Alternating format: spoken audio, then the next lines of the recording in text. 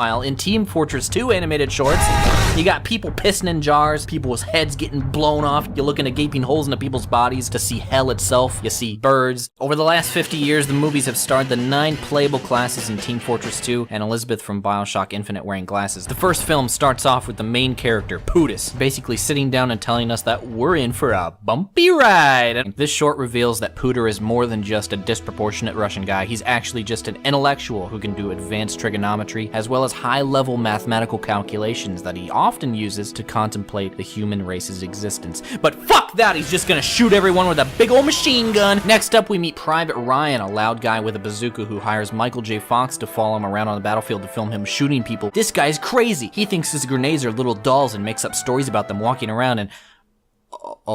Oh, this guy spends the entire video taking song requests from the audience. Play Stairway to Heaven. No! Free bird, free bird, free bird. Shut the fuck up! Next up, we meet Pirate. He's just an old salty dog, you know, basically, you know, just looking for that booty, you know. Arr, you know why they call me Pirate? Because I'll make you walk the plank. All of a sudden, he sees his friends walking around the corner, and he's like, oh no, I told Stacy I couldn't go to the mall because I had to just study for geometry. But it's too late. Stacy and the gang finally catches up to him and are like, I thought you said you couldn't go to the mall. Mall this, fuckers! And they all die because Pirate will literally kill people to get out of an awkward conversation. In the next movie, there's this guy named Boston who goes on an undercover sneak mission to the enemy castle. And then he wrestles with Pootis for a bologna sandwich.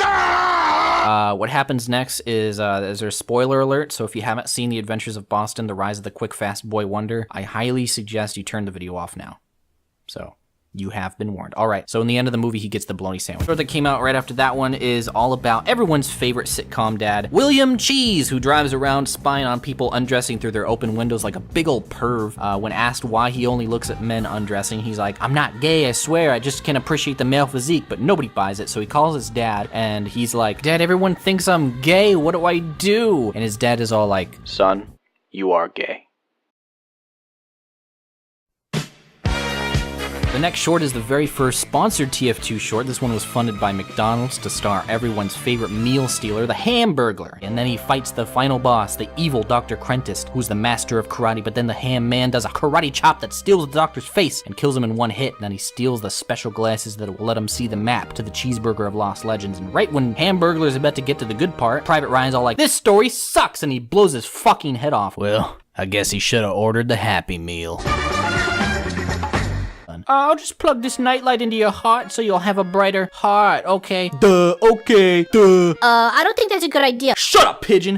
Let's go get a cheeseburger. Yeah, it turns out this one was also sponsored by McDonald's, so Dr. Krentist and Pooter 9000, who has this new robo-heart, go outside to try to get their ass to Mickey D's because they got hella munchies. The next movie is all about the backstory of one of TF2's most beloved characters, the Gas Man. I used to remember when the Gas Man was cool. He used to give me candy. One time, the Gas Man said my mask looked really nice. I almost cried because it was the nicest thing anyone had ever said to me. In reality, the Glass Man is actually a pretty cool guy. He basically just runs around blowing bubbles in people's faces and locking them up in airtight presents. Gas Man turns out to be one of the most misunderstood characters in the whole franchise, but people give him shit all the time because he thinks Pinkie Pie is the best pony. And then after we got all the origin stories out of the way, we get our very first TV movie called Christmas with the Yanks, where Pootis gets to experience his first winter wonderland. What's that smell? Smells like a snowball fight! Pootie Tang recruits his best friend Boston for his snowball team because everyone at school knows that Boston can throw a snowball better than anyone else in the 4th grade. So they walk really slowly over to Private Ryan and Pirate's house to totally prank them with a snowball surprise. Uh-oh. But guess what? The prank's actually not real. Turns out you guys are invited to our snowball team, and they finally see a big old tank full of the neighboring school's snowball team. Come on out, you cowards! Show us what you got, you big dorks!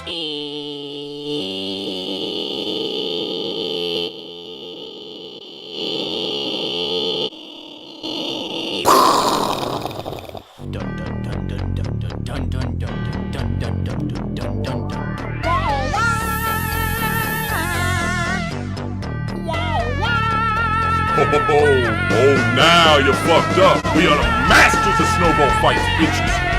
And we coming for you.